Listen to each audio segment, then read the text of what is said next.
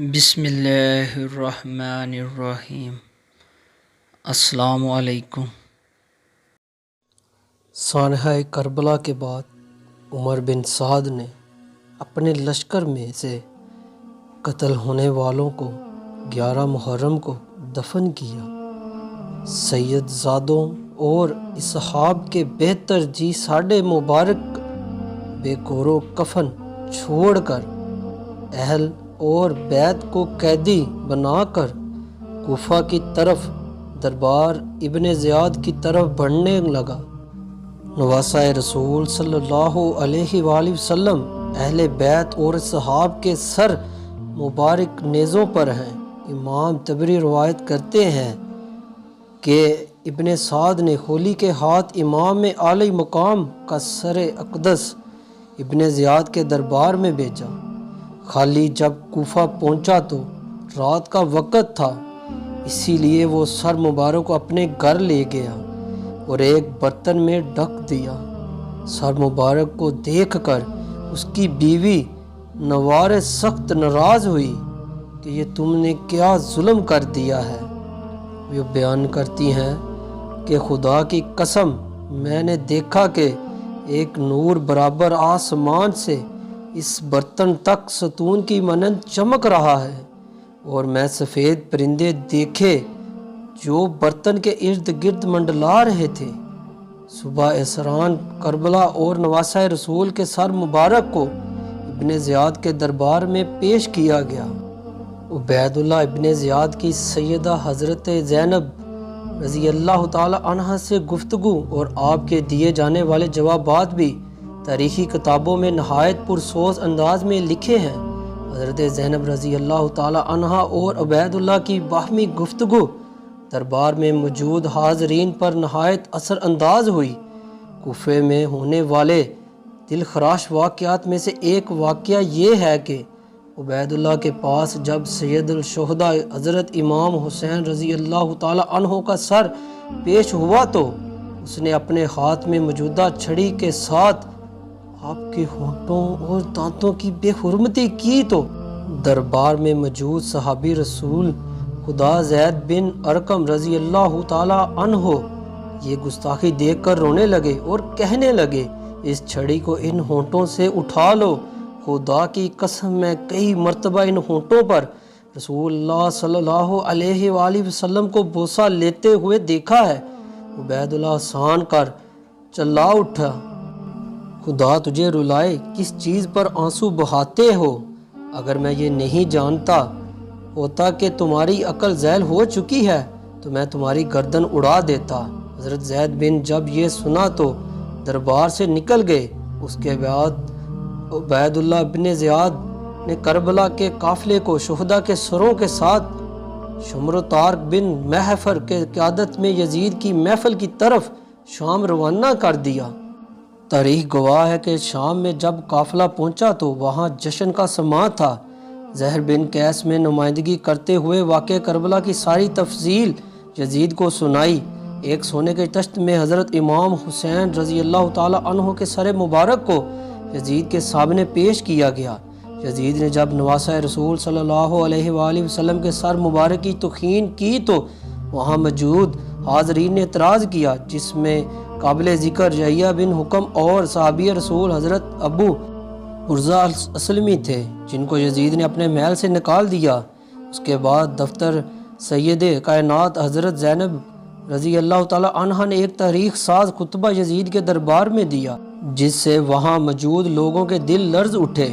یزید جب پشیمان ہوا تو اس نے قافلے کو آزاد کرتے ہوئے مدینے بھیج دیا۔ مدینے کے لوگوں کو واقعہ کربلا کی خبر مل چکی تھی۔ جیسے ہی قافلہ مدینہ پہنچا وہاں قیامت برپا ہو گئی۔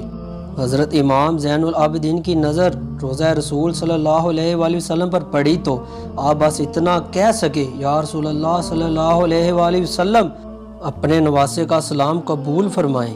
بس اس کے بعد مدینے میں ایک نہ تھمنے والا آنسوؤں کا سیلاب آ گیا۔ اب آپ کو بتاتے ہیں کہ شیر خدا کے شیر حضرت امام حسین کا سر مبارک کس نے اور کب دفن کیا۔ اس بارے میں 5 روایات ملتی ہیں۔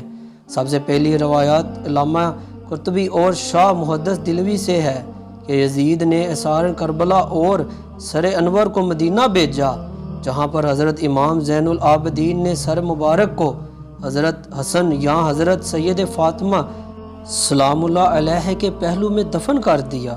دوسری روایت میں ابو ریحان البرونی کہتے ہیں کہ اسران کربلا نے 40 روز کے بعد کربلا واپس آ کر سر مبارک کو جسد مبارک کے ساتھ ملا کر دفن کیا۔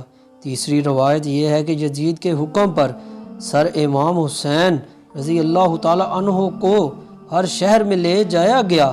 آج کل آن پہنچا تو وہاں کے امیر نے اسے دفن کر دیا۔ چوتھی روایت یہ ہے کہ اسقلان میں جب فرنگیوں کی حکومت قائم ہوئی تو 548 میں طلائع بن زریق نائب مصر نے آج کل ان سے سر انور کو لیا اور مصر لے گیا، وہاں اس نے مشہد حسینی بنوا دیا۔ اس کے متعلق علامہ ابن حجر تمیم کی روایت فرماتے ہیں کہ سلیمان بن عبد الملک نے حضور صلی اللہ علیہ وآلہ وسلم کو خواب میں دیکھا کہ آپ اس کے ساتھ ملاطفت فرما رہے ہیں اور اس کو بشارت دے رہے ہیں۔ صبح اس نے حضرت امام حسن بصری رضی اللہ تعالی عنہ سے اس کی تعبیر پوچھی۔ انہوں نے فرمایا شاید تو نے حضرت محمد صلی اللہ علیہ وآلہ وسلم کی آل کے ساتھ کوئی بلائی کی ہے۔ اس نے کہا مجھے ایک ہی بات یاد ہے، میں نے نواسہ رسول حضرت حسین کے سر مبارک کو خزانہ یزید میں دیکھا تو میں نے ان کو 5 کپڑوں کا کفن پہنایا اور میں نے اپنے ساتھیوں کے ساتھ ان پر نماز جنازہ بھی پڑھی اور انہیں قبر میں دفن کر دیا۔ تو حسن بصری نے اس سے فرمایا یہی وجہ ہے کہ رسول صلی اللہ علیہ وآلہ وسلم نے تجھ سے اظہار محبت فرمایا ہے، یعنی یہی تیرا کام ہے جو کہ رسول صلی اللہ علیہ وآلہ وسلم کی رضامندی کا سبب ہوا ہے۔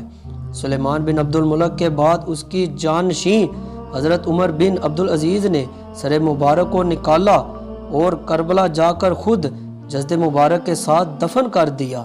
ایک روایت یہ ہے کہ جب منصور ابن جمور نے جب شام کو فتح کیا تو شہر میں داخل ہونے کے بعد وہ یزید کے خزانے والے کمرے میں گیا، وہاں پر اسے سرخ رنگ کی ایک ٹوکری ملی۔ منصور نے اپنے غلام سے کہا کیا اس ٹوکری کو حفاظت سے رکھو، یہ بنی امیہ کی قیمتی خزانوں میں سے ایک خزانہ ہے۔ لیکن جب اس کو تھوڑے عرصے کے بعد کھولا تو دیکھا کہ اس میں امام حسین رضی اللہ تعالی عنہ کا نورانی سر مبارک ہے جس سے عطر کی خوشبو آ رہی تھی۔ اس نے اپنے غلام کو حکم دیا کہ ایک کپڑا لاؤ۔ اس نے سر مبارک کو اس کپڑے سے ڈانپ دیا اور پھر کفن کرنے کے بعد اس سر مبارک کو دمشق میں باب فردیس کے پاس دفن کر دیا۔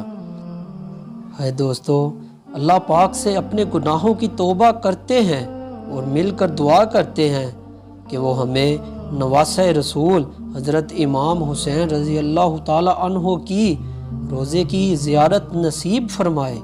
اے اللہ ہمیں تو اپنے نبی رسول پاک صلی اللہ علیہ وآلہ وسلم کا سچا پکا غلام بنا دے۔